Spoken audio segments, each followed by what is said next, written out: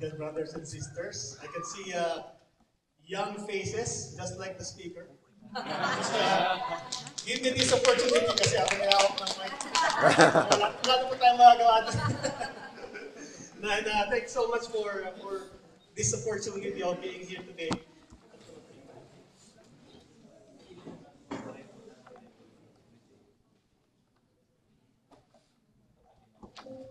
All right. We've been in the community as mentioned since 1999. And wag yun na pong calculate yung age. Doon lang po tayo hanggang 1999. And I'm so blessed and thankful because when we started in the community, we were really young. And we were, in terms of marriage, we were also young. And we are so blessed because it's actually my father or my parents who have invited us to join the community of Corpus for Christ. And sabi ko nga, if not because of the community, siguro, kung nung time na yun, bago kayo mag-join ng community, sabi nga, nakikita natin, plates are flying all over the place. Pero ngayon, ano na lang, plakito na lang. Lumit na. And we tend to understand more each other. That's the beauty of being in the community of Corpus for Christ. And I honor all of you who are here today. Kasi when you take out somebody from his or her comfort zone, hindi po madali. Especially our life here in Canada, where we are given, of course, the weekends, and maybe some of us are blessed of having 2 days, diba? And the rest, maybe 1 or minsan, yung 1 year, may trabaho pa tayo just for part-time to earn something. But here you are right now. You are sacrificing that day, the Saturday, just to be able to attend the CLP, the Corpus for Corpus for Christ. But I just hope, mga kapatid, brothers and sisters, na we are not in that phase where, bro, matend ka ng CLP today. After ng CLP, promise, pamimarientahin kita. Diba? May kapalit, may bride, matend ka ngayon, ako na pala ng dinner mo mamaya. Diba? Pero I honor you. I remember, back then, 1999, sa Philippines kami, yung CLP namin sa church din. There's, hindi naman po naging madali, although I can proudly say, now we were able to finish the CLP na walang absent. However, it doesn't mean that, we finish it na walang problema.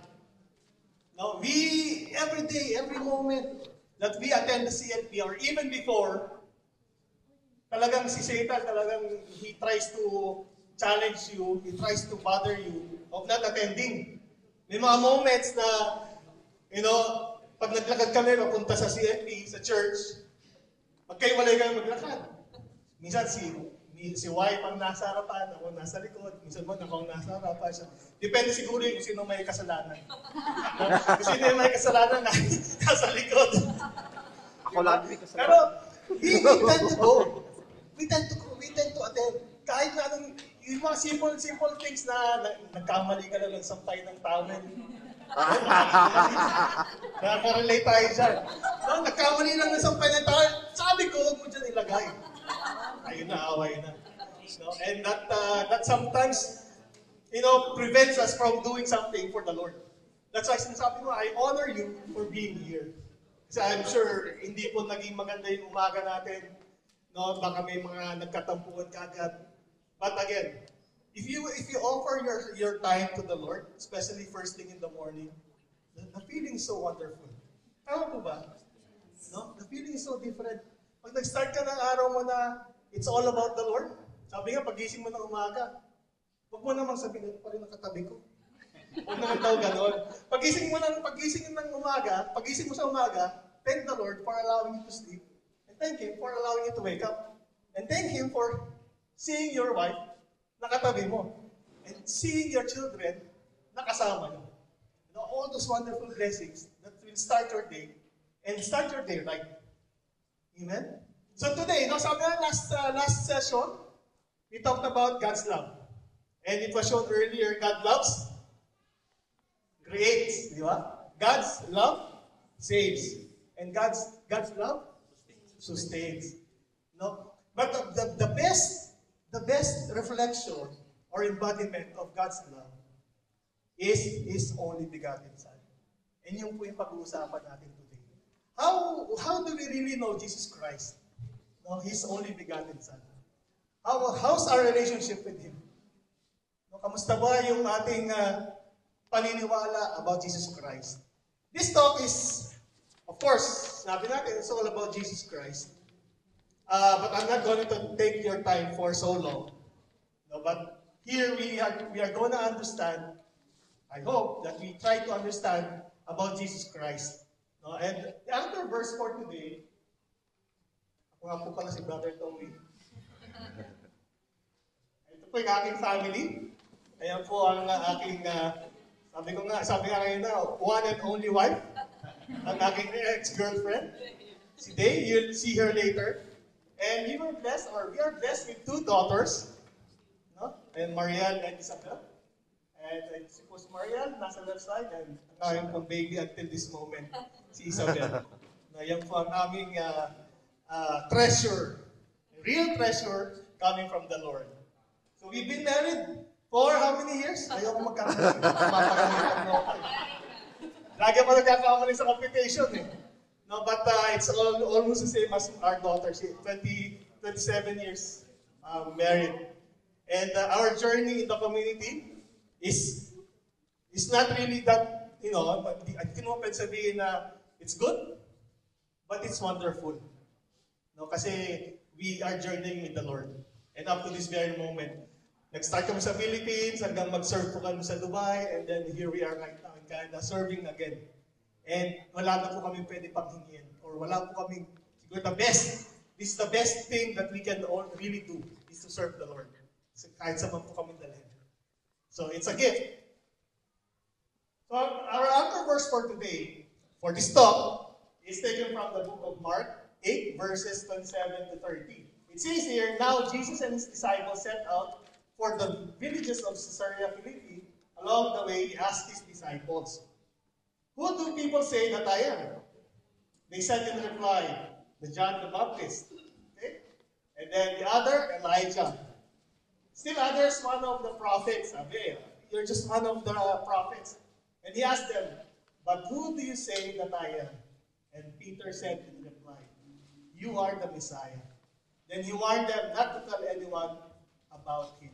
So this has been an aged and a long-lasting question. Who is Jesus Christ? Yeah, who is Jesus Christ? But before we start, where's our, given to contest. Nag-prepare po kami ng gifts. Ito po yung galing sa London. London, Ontario. So let's see, the person who will get the answer correctly will get a gift. Wow. Alright. Okay? Sige, ready But kailangan pabilisan to Pabilisan Alright? Bro, ikaw tumingin ko si Dave na una. Ayan.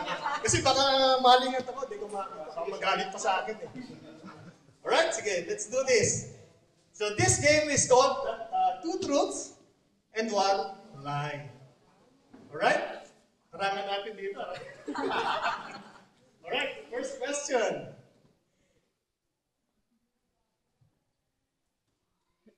So these two truths and one lie about Jesus, of course, about Jesus. The first one, born in Nazareth. Second, born in a manger.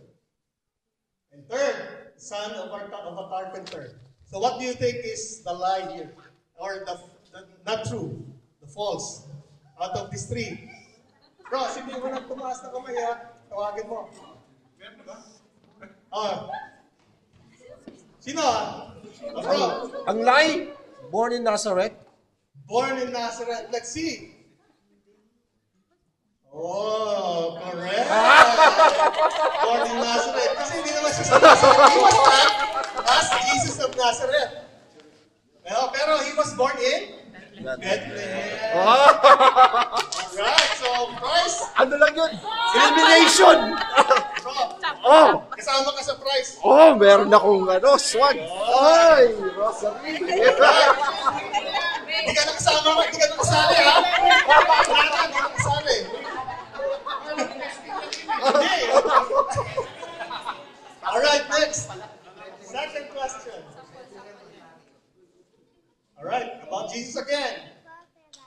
forgave sins. He never gets angry. He performs miracles. Oh. He never gets angry. That's their answer. Let's see. Let's see. Oh!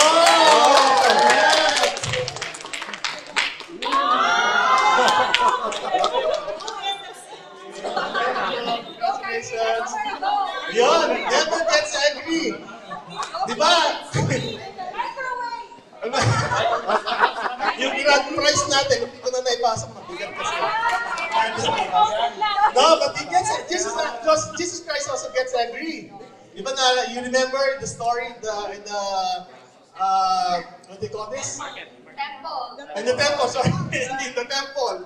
No? Where he visited the temple, and then he saw that there's like, like a market, people are selling stuff, And then, di ba, nagawa na si Jesus, tinurn over niya sa mga tables and all. No, and that's the time that he demonstrated that he's also capable of getting angry. But that's what we call righteous anger. Because in that time, when a person wants to, to do confession, it only happens in 1 year. And you can only do that in the temple. Wala na pong ibang lugar. So, and that's the reason why, just a brief history, back then, when you want to do a confession, you have to offer a lamb or a sheep. But it's not only about just giving. Kailangan yung sheep, it's 100% good quality. Wala po siyang mga defects. Yung mata niya pareho, it's perfect. Wala po siyang mga stains sa skin. So that's because you're gonna offer that. Pag in-offer mo yun, that's a representation of that you offering yourself. Anong ginagawa ng mga priests? Di ba? They cut the sheep. And then may mga blood. Kaya yung mga priests noon, kapag dumating na yung hapon, punong-puno na sila ng dugo. The blood represents the gore of your sin. It's just like telling you that sin kills.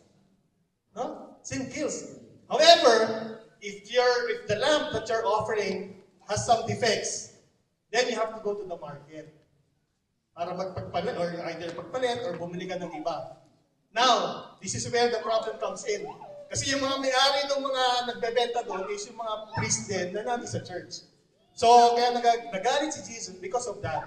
No, may mga corruption, may mga thieves. So, he got angry during that time. And that's why God also Jesus gets angry also.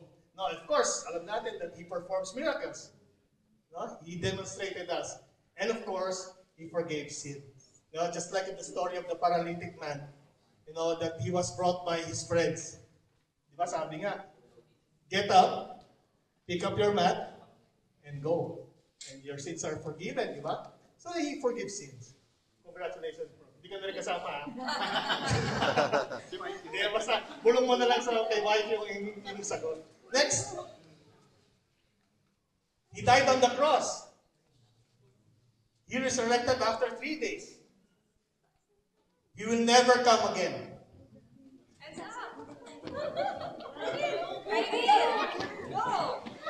Bro. The first two are correct. Okay. The last one is right. Let's see, let's see. Oh, yes! Congratulations. By the way, yung pinamimigay is the family ministry. Because, congratulations, bro. Because, we are the head of the family ministry of Corpus for Christ. So, correct, the lie here is he will never come again. We all know that Jesus Christ will come again. That's known. And of course, he resurrected after 3 days, and then he died on the cross. Natakot ako, baka may pumili ng died on the cross. Buti na lang, wala. Alright, next. Jesus is the Son of God. Jesus fully God and fully man. The third is, Jesus is half God and half man. Ito, medyo tricky ito. Medyo tricky. Alright, so... SFC! SFC! SFC!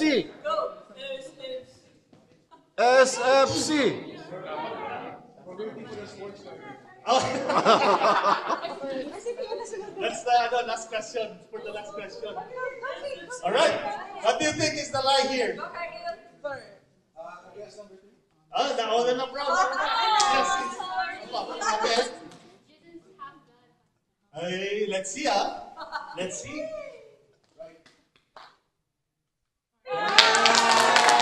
Congratulations.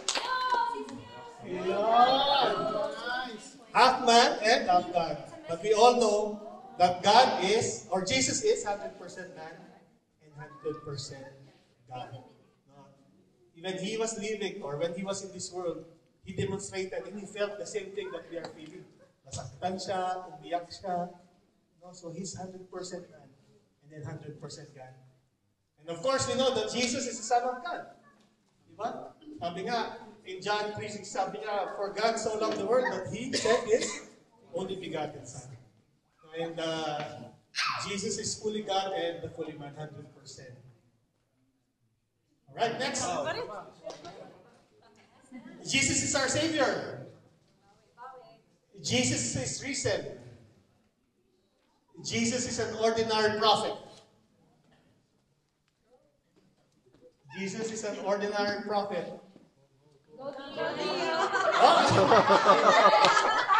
Talagang pinatawa mo sa mga. Alright, kuya. Go. Alright, let's see. Jesus is an ordinary prophet. That's the lie. Let's see. Right. He's an ordinary. He's not an ordinary prophet. We all know that, no? He's not an ordinary prophet. Oh, syempre si kuya, oh. Nice. Alright. No, but there's one more. Wala na? Ayan, ito na yung sports car. Alright. He's a lunatic. Sira ulo, no? Or crazy. Or he raised people from the dead. He performs miracles. Ito, giveaway na to eh. Giveaway. Kaya wala nang prize to sa giveaway na to eh. Number one daw, number one. First one, he is a lunatic. Alright. So that's somehow those questions gives us a bird's eye view of what's the talk gonna be. No, at least kahit paano, we were already taught or told of what this Jesus Christ really is. No? It helped us somehow. So as it says here, to get involved with someone in a personal way, we have to see and understand his background and take time to know where the person is coming from. A basic example of this is for the husband and wife. It's for the husband and wife. Nung nagliligaw pa si brother, siyempre, inalam mo sa taga-saan ba ito? Ano ba yung family background nito? Ano ba trabaho nito tao na ito? Mapapakain kaya ako? Di ba? All those things. And kahit yung mga husband, di ba? Ano bang magiging binan ko? Di ba? No? May hirapan ba akong pumihan? May hirapan ba akong manligaw pagka ito? Mga ganon, di ba? And same thing with the SFC. When you want to know somebody, you investigate. You do research. No? Facebook. Now may Facebook. Unfortunately, ang Facebook, sometimes they will show you the good things. Di ba? But the bad things will never be shown in Facebook. Kaya kasi sabi natin, pagka tayo, ang problema, binibigyan natin yung sarili natin ng problema o ng sakit sa puso kasi when you see your friends, or buti pa sila nasa beach, sana all. Tayo dito, naka-jacket, di ba? Uy, buti pa sila, nag-model fight. No? Mga ganon. Pero they don't show to us kung ano yung buhay nila outside of the happy moments. No? So, but you investigate and you find out exactly what the person is. So, it's the same with Jesus Christ. No? We try to find out exactly, sino ba si Jesus Christ? What is His role in my life? Why He was sent from heaven to our world? Diba? So, you want to be more intimate, to have a deeper relationship with Jesus Christ. And that's what we are doing in our personal life. Sa ating mga kaibigan. Diba? So, that's how we need to do when it comes to our Lord Jesus Christ. So who is Jesus Christ? That's the biggest question. So let's talk about two things about Jesus Christ. So there are two things. Jesus Christ of history and Jesus Christ of faith. So dito lang po tayo iikot. Dito, our talk, or the discussion right now is just going to be around these two things. About the history and about his faith. When we say history, Jesus, just to from out of this PowerPoint, when Jesus was born, he was the only one na actually before he was born, expected na po yung kanyang pagdating. Pinag-uusapan na, pinagchichismisan na yung kanyang dating, di ba, pagdating na there will be a Savior or there will be a Messiah will be coming. So it's already pre-announced. Siya lang po yung tao or na talagang inaabang-abangan yung pagdating. Now in our world, in our time, at this very moment, napakadami pong mga preacher na who claims that they are descendant from the Lord. That they are the Son of God. No? So, siguro naman kilala niyo si Pastor Tiboloy. Di ba? I have nothing against him. Pero pag sinasabi niya, oh, I'm the Son of God. I was sent from heaven to deliver His word. Napakadami pong mga preacher who claims to be the Son of the Lord or the Son of God. Pero hindi naman sila. Ngayon ka lang sumulpot. Di ba? Di ba? So, He is the only person who was really pre-announced na inaabangan ng mga tao. And because His presence was so strong, He struck the history by dividing it into two. One is BC, which stands for before Christ. And then the other one is AD, stands for After. Anno Domini. Anno Domini. So which means the years of Jesus Christ. It's not about it's not His life after death. It's Anno Domini, which stands for the years of Jesus Christ. So meaning, we talk about His life during the time of the AD. So, He divided the history or the world into two. BC and Anno Domini. So, siya lang po ang nakagawa nun. So that people can continue to talk about Him before His birth and during His time. Alam naman natin, He lived His word for a short period of time. Pero, having said that, just imagine, brothers and sisters, even after those years, kung hindi po talaga siya napaka-magnificent, even after those years, we still do talk about Him up until this very moment. Correct?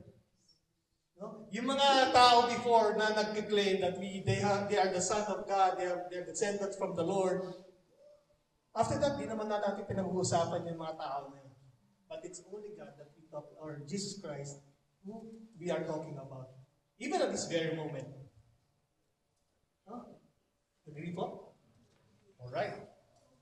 So, of course, we all know, sabi natin kanina, di ba? He was not born in Nazareth. He was born in Bethlehem, in a manger. In a manger. I'm sure everybody knows about this, that He was born in a manger. He demonstrated that even if He's a Son of God, He was sent from heaven, that He wants to demonstrate that He came down from heaven, not to be served, but to serve. And that's why kahit na, sa manger na lang ako. So with Mama Mary, they've been knocking all the doors sa mga inns just for them to be accommodated. Talagang wala, ayaw nila. Especially nung nalaman ng mga anak si Mary kasi ayaw nilang madumihan yung kanilang mga kwarto. That's the reason why they ended up in a manger. So He was born in a manger or in Bethlehem. And He grew up as a carpenter.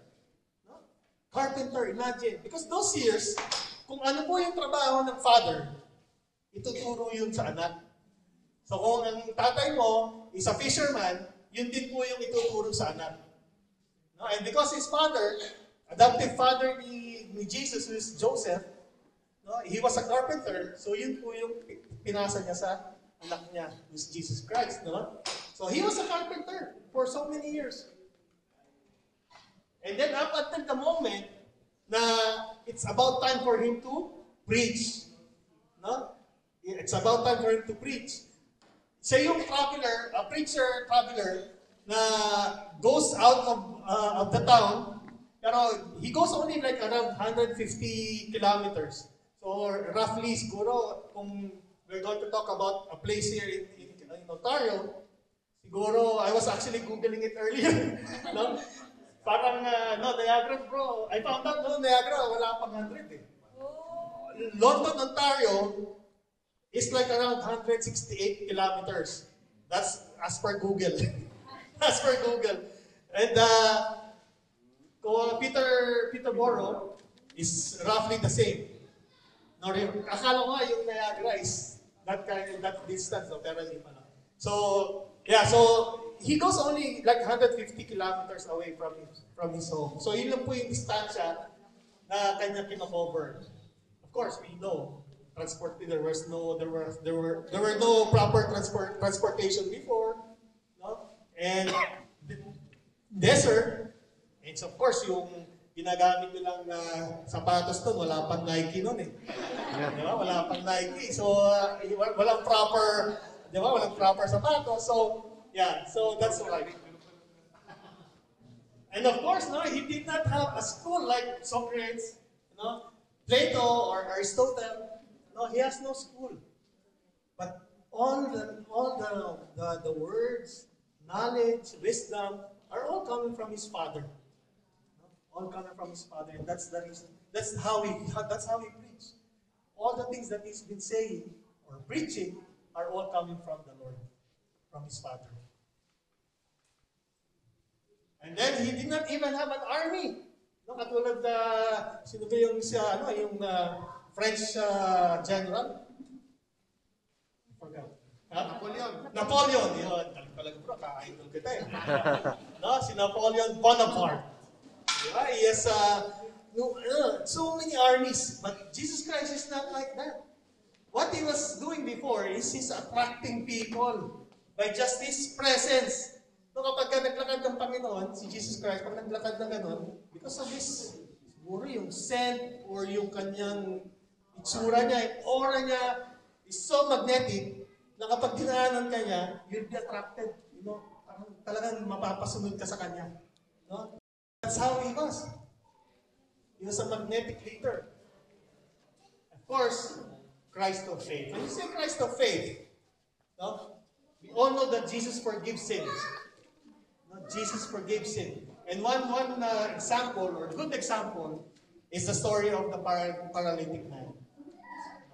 And that's a very wonderful story, mga kapatid. And time again. The beauty of Jesus forgiving sin, kahit naman hindi ka nagkakasala sa Kanya, at hindi rin siya nagkakasala sa iyo, He continue to forgive us of our sins. Di ba? Napakasarap. We had a prayer meeting the other day, and the topic is about forgiving sins. Sabi nga namin, at this point in our life, sometimes it's so difficult to forgive. Minsan nga, ang hirap magsabi ng sorry. Tama? Aminin na natin. Sa ating mga asawa, parang, alam mo may kasalanan ka, pero parang ang bigat-bigat magsabi ng sorry. Pero gagawin mo na lang, mag-embrace. Kapag in-embrace tayo, parang that's the way, that's one form of saying sorry. But the word to say sorry, ang hirap. Tama po ba? Di ba? Minsan mas madali pa mag-sorry sa kaibigan. Sa girlfriend, sa aking dito, yes. Tama, di ba? Pagkakritika mo, oh, sorry, Brad, sorry ha. Say sorry, di ba? Ganun. Pero pag sorry, parang ang bigat eh. Parang, I don't know. Pero, we show our love by way of hugging and add some other way. But Jesus Christ continues to forgive sin. And Jesus claimed to possess all power in heaven and on earth. No, sabi niya in Matthew 28, 18 and 19, that's the Bible verse there tells us that Jesus asked his disciples to go back to Galilee. That's, by the way, our theme for this year. They were asked to go back to Galilee and to a certain mountain And when they went there, nakita ng mga disciples, yung kanyang 11 disciples na Jesus was there. At sabi ni Jesus, go out to the nations and make disciples. Sabi niya, and bless them with the power of the Holy Spirit, the Son and the Holy Spirit. He demonstrates that He has the power because He is the Son of God. Siguro kung ikaw nga magsasabi nun, ay bro, sige na, lumabas ka dyan. Punta ka ng, Fairview Mall. Tapos, kunin mo yung microphone na security mo, I bless all of you with the power of those. Siguro sabihin ng mga tao, nasisirahan yata ng bait ng tao na. Di ba? But Jesus Christ has demonstrated time and time again that He has the power and the blessing from the Lord. And of course, Jesus claims straightforwardly to be God. This is known. That God, sabi niya in this Bible verse, that before Abraham was born, I am. So He was already there. He was already expected to come. No, it's just a matter of time. So that's why, straightforward, He is the Son of God. No? He is to be God. So now the question is Jesus a liar? A lunatic? Or Lord? Ano po sa tingin niyo?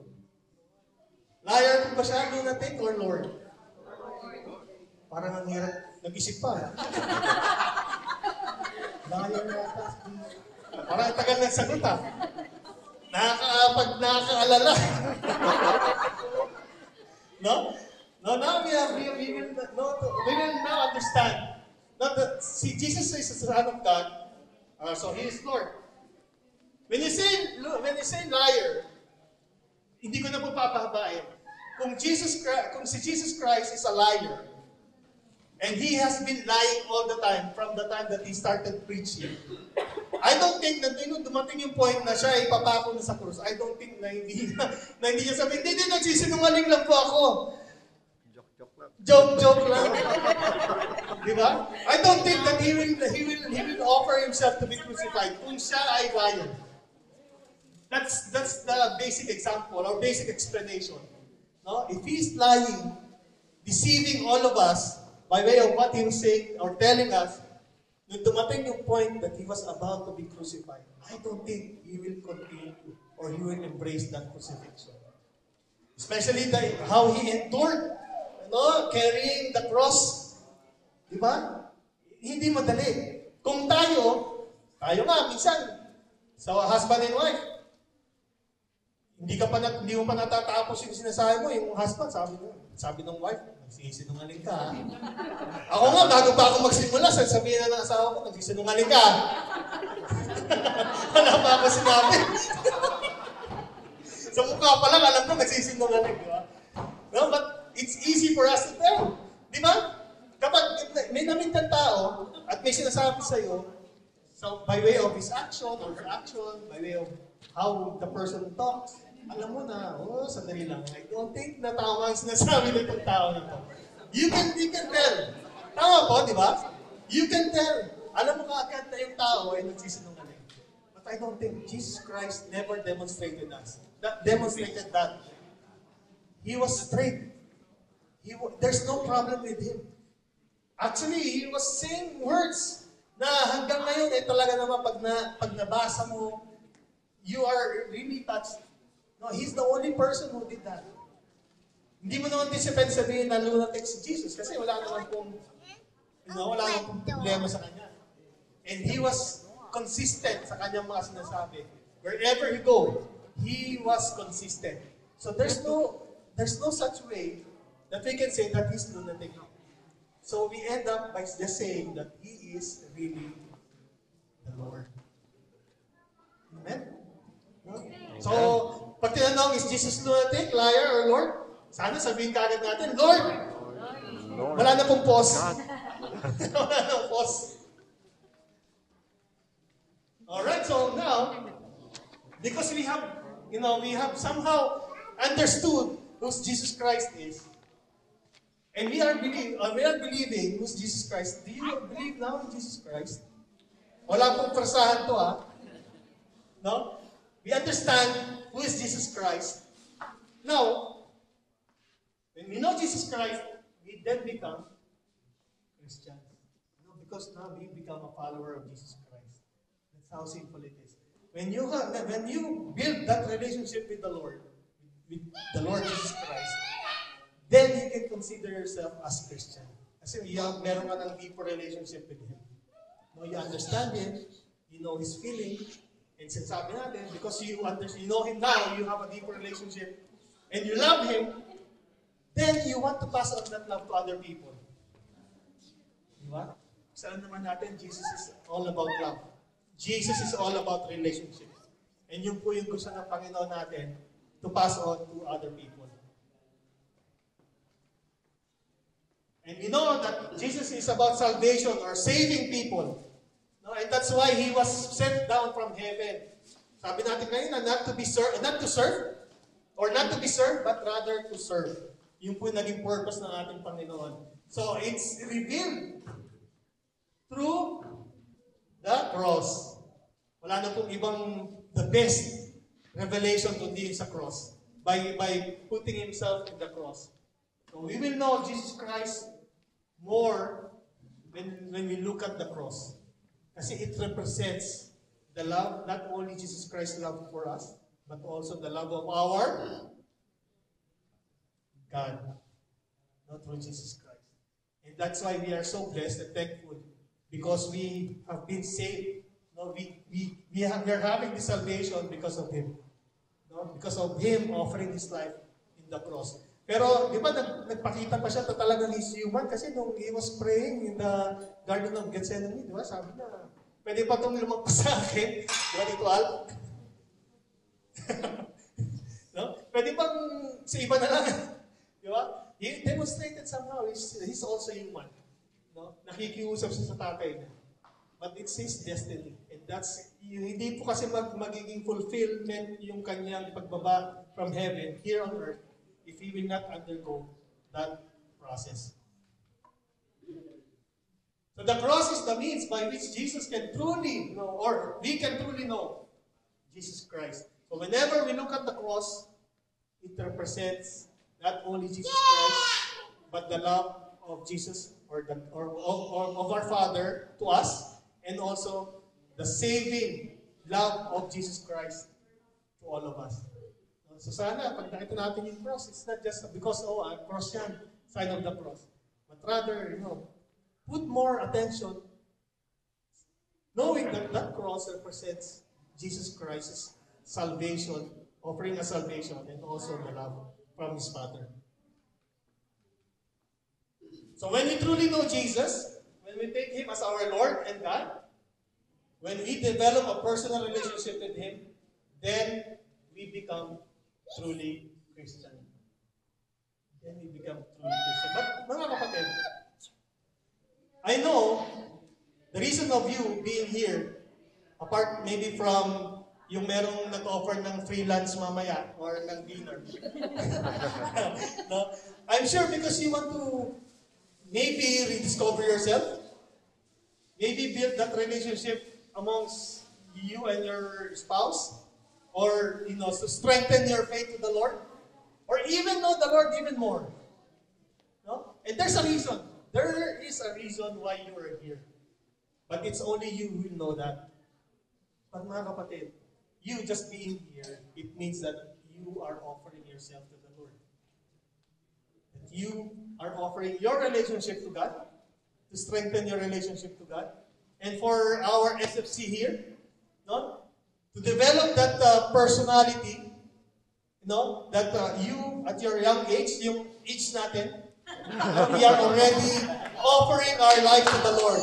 Amen? No? And that's so wonderful. No? Kasi yung mga time namin, we are already serving God. SFC. Now we are already serving the Lord. No? And that's the beauty of being here. No? Hindi naman po kayo siguro nandito just to waste your time. I don't think so. No? So you're here because you are in that point of your life where you really want to really feel the presence of the Lord. Amen. Especially sa couples. No? Imagine if you strengthen your relationship having God in the center of your life. of your married life? Imagine the life of your children.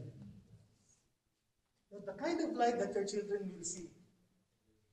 Naalala ko nung kami po nung mag-asawa, bago kami sa CFC, of course, we were praying, because we really wanted to develop that relationship with the Lord. So we started praying. Nag-start kami with a small prayer, hanggang mag-develop into a longer prayer.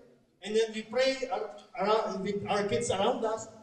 And when the time comes na sabi namin, okay, sinabi namin doon sa aming panganay na anak, okay, ate, can you please lead our prayer? Kasi at that time, pag mapasok sila, we drive them to school. Anak, can you pray for this day? Can you lead the prayer? And you know, brothers and sisters, nagdasal yung anak namin, nagkaroon ng goosebumps kasi yung prayer niya mas magaling pa sa amin eh. No, her prayer, it was so unexpected, it was so deep.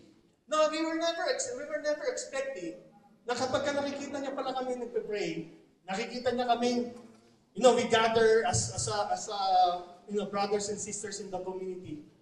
Na-instill pala sa isip niya na, me, as a daughter, I also need to embrace God in my life. No? So imagine, and indirectly, you are developing or evangelizing your kids.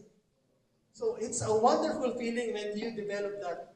No? Especially kayo po ang nag-spearhead ng development, having God in the center of your relationship.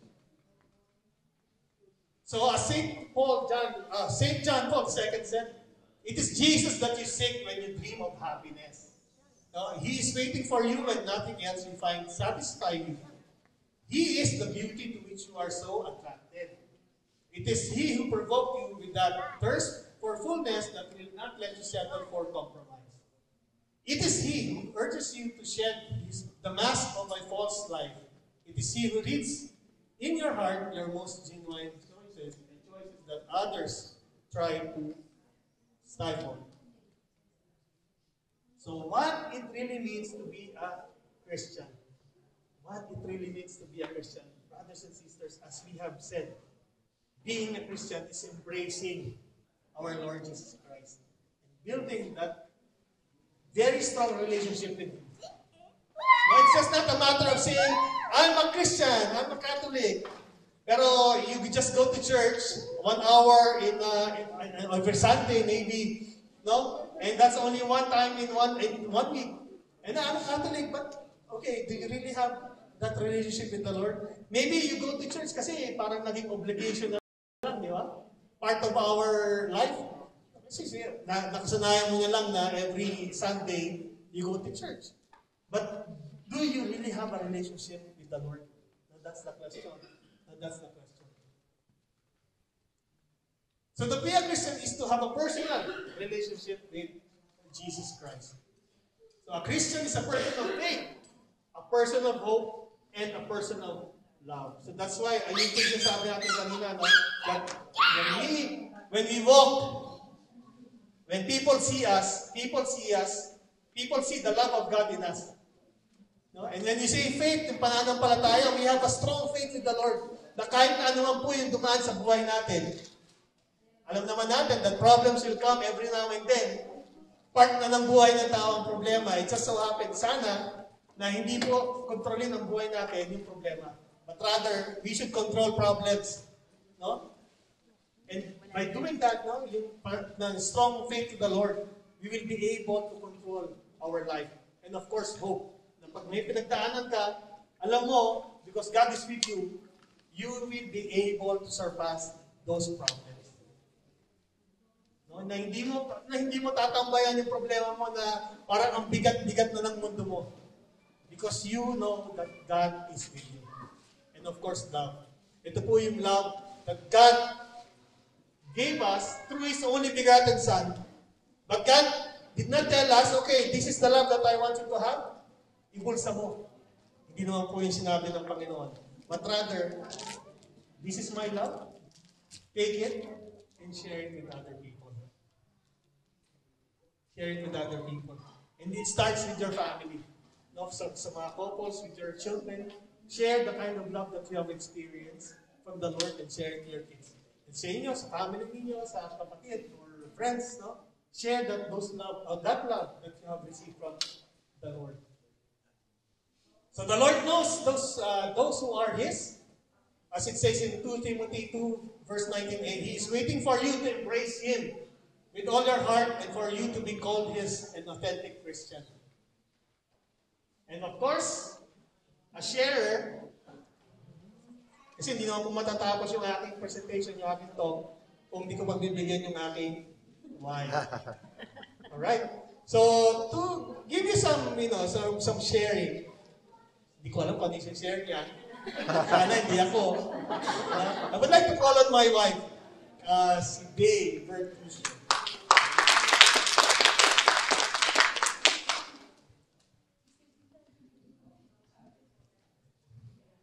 Hi, is it good morning or good afternoon? Yeah, I'll give you a small, little chismis or a trivia. Si Brother Toy po, he always goes for a talk, but every time he will not share that particular talk until the end of the day that he will say that you will be the sharer. I didn't know what's the purpose. Then I realized one thing, brothers and sisters, when you do the talk and you do the sharing, it's not only for the audience. It speaks to you. And whether it's a financial stewardship or anything, you are a mouthpiece of the Lord. At the same time, it's a reminder to you, who is Jesus? Siguro dun sa trivia niya, dun sa palaro niya, I guess, everything is there. Who is Jesus?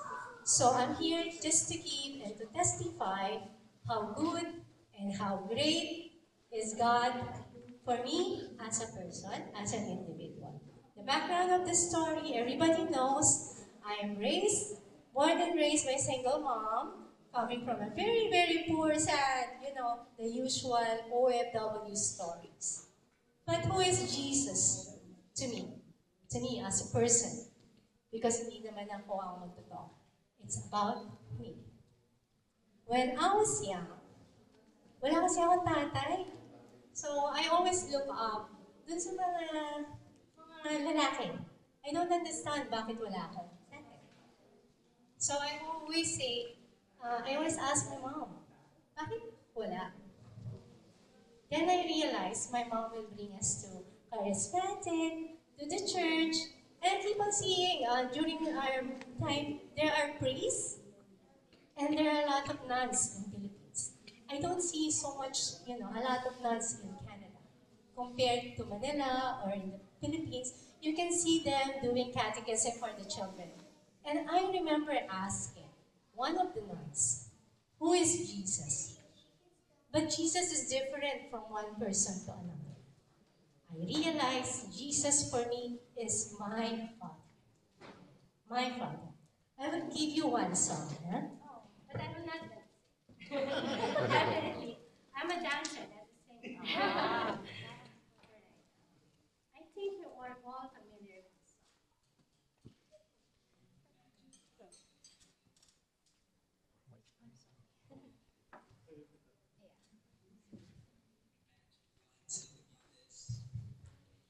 Gotta stop you crying, it'll be alright. Just take my hand, hold it tight. I will protect you all around you. I will be here, don't you cry. You once were small, you seem so strong. My arms will hold you, keep you safe and warm. This bond between us can't be broken. I will be here, don't you cry. Imagine when God is telling you that. Di ba kaya sabi ko sa inyo, He is my Father. Papasok ako sa eskwelahan, I will tell the Father saying that, bakit wala akong baon for today? Then I go home, busog na busog ako. Kasi dami kong friends, And then I'll go home walking kasi walang pamasahe. Then I'll see my mom's friends. Naisasakay ako sa tricycle. I'm not sure whether the SFC knows what a tricycle is back in Manila. It's the trike you know, the three-wheel thing. But you have to pay when you ride that. But I walk home kasi nga walang pera. But you heard the song? I will be here by your side. I cannot imagine myself without God, who is my Father. I speak to Him every day until today, brothers and sisters. He is, sabi nga nila, He is the doctor of all doctors. He is your brother. He is the Son of God. Holy Trinity nga, di ba? SFCs. So, again, I told myself, why it's so difficult? Life is so difficult. I need to struggle just to study. I keep on praying and talking to Him why this is happening. But I never stop from that. Like what I said, hindi sinasabi ni Brother Toby ko ang i-share. Because he wanted to be authentic. He wanted to know it from my heart. So I wrote it down. God is bigger than everything that happens to me. I am vulnerable, brothers and sisters. I am in pain. I'm broken. But it never ends there. I found the Gigi of my life, the God's gift. Diba? Ano bang prayer ko nun? Sana naman, guwapo, Lord. Diba?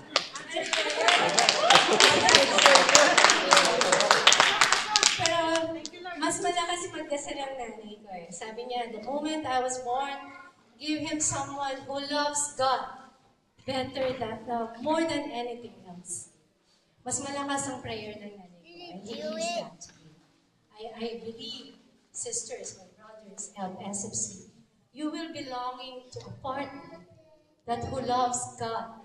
Why? Because it will respect you, it will respect your family. For the CFCs, we will love and care to your children. Aalagaan ka niya. Aalagaan ka niya. Kasi ang pagmamahal niya is never ending. To cut it short, brothers and sisters, God doesn't waste pain. I came from pain, and until today, it keeps on coming back. The brokenness of that child. But He used that to accomplish His purpose.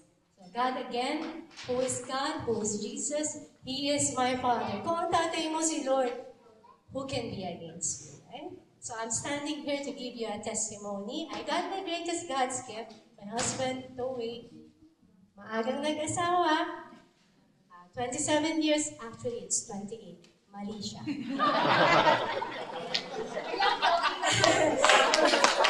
Hindi lang pogi, di ba? Kidding aside, brothers and sisters, we know that there is young ones, we know that there is CFCs are young, so nagpalaro kami just to make it happen para may still sa inyo. Overall, I want to impart to you that may the Lord bless you always, especially sa CFCs, your children. That, again, mga mommies, napakalakas po at powerful ng prayer ng mga nanay. Keep on praying for your children. Okay? And for the singles, there are so many stress. During my time, there's no word stress. Yeah? During my time, there's no such tiredness. You have no choice but to... They say, what is the word during your time? Grind? Meron pa bang grind? Hindi ko na alam. Medyo mag-50 na ako. So, we grind whatever it is. You know, we just speak to your Father. Tell Him what's your concern. And I can assure you that He will be there. He'll be there. He'll give you yung talagang the fantasy of your life. You can never imagine that you will have a partner that who will love and care for you. Yun ang pinaka-importante. When your partner is a team, you know you will reach your goal. Kasi ang hirap magkaroon ng partner. Of course, husband and wife are two different individuals. But the goal should be one. And what is that? Jesus is the center of your life. When Jesus is the center of your life, kahit away kayo araw-araw, mahal niyo pa rin ang isa't isa. And that's the goal. And for the couples, I know maybe some of you are my age, I'm not sure, but I see that you're young. Whatever it takes, you pray for your partner. Pray for your partner. Kahit galit na galit ka na sa kanya, ipagdasal mo pa rin siya. Kasi pinipray over ko po siya pag natutulog. I really pray for him, even for my children when they're sleeping. I really pray over. Kasi naniniwala ako na no matter how life is difficult, when God is with you, who can be against us? Again, God is my father, my brother. He's everywhere. And that is who is Jesus for me. May God bless you every day. And my name is Leila Fernandez. Thank you. Yung asawa ko kapag nagsishare talaga yan, tinatagyan lagi ng tissue. Yamana pa yung SFC kasi nag-share talaga, no? Amen. And mga kapatid, no, let's continue. Kung ano po yung napag-usapan natin today, it's siguro, it's just a tip of the iceberg, you can say. That the development of your relationship with the Lord will rely more on you. No, pwede po tayong mag-usap dito for the longest time, but at the end of the day, it's gonna be you who's going to build that relationship with the Lord. No, hindi po namin kayo pwedeng persahin, hindi kailangan, ganito. It's at the end of the day, it's all about you. So mga kapatid, no, continue to hold on to the Lord, continue to believe sa ating pong Panginoon na Jesus Christ, that He's always there. At hindi po nagbago yung pagmamahal niya 2,000 years ago up to this very moment. It's the same Jesus who's walking this aisle, no, na nag-share ng kanyang pagmamahal. It's the same Jesus Christ. There's no change. And at this very moment, mga kapatid, before I end this talk, allow me to just a short story, bro. It's just a short story about Jesus Christ again. And of course, with the devil. As we all know, in this world, ang Panginoon natin, si Jesus Christ and the devil, they're always in a battle. Do you agree? Yes. They're always in a battle. So there was a time where Jesus Christ made an assembly, something like this, a gathering, where he was, doing preaching and all. So it's similar to this, where we are assembling, gathering, But, nung ginawa ni Jesus Christ yun, si Satan was not happy at all. No? Nakita ni Satan, sabi niya, nasa isang lugar yung si Jesus Christ with all the people with him. And Satan was so angry. So hanggang sa tumayo siya doon sa pintuan kung saan sila nag-gather. He was standing there. Nakita siya ni Jesus Christ. Nung nakita siya ni Jesus Christ, nilapitan siya. Nilapitan ni Jesus si Satan. And sabi ni Jesus, what are you doing here? You should not be here. This is not your place. No, this is not your place. This is for me and for my people. Sabi ni Jesus Christ. But sa galing ni Satan, sabi niya kay Jesus Christ, Jesus, at this time, you won. Panalo ka this time. Kasi lahat ng tao sumama sa'yo. But next time, next week, kung sino ang hindi bumalik sa akin, sabi ni Satan, sino ang hindi bumalik next week sa akin? So mga kapatid, next week, meron si Elvin, Manalaman natin next week. Okay lang. Next week natin manalaman. May 3. May CLP talk number 3. Repentance and faith. So may gathering po na pinatatawag tayo ng Panginoon. So let's see po. Kung sino yung hindi bumalik, alam na. Hindi natin pang kailangan pag-usapan. No? And with that, brothers and sisters, may God be with you.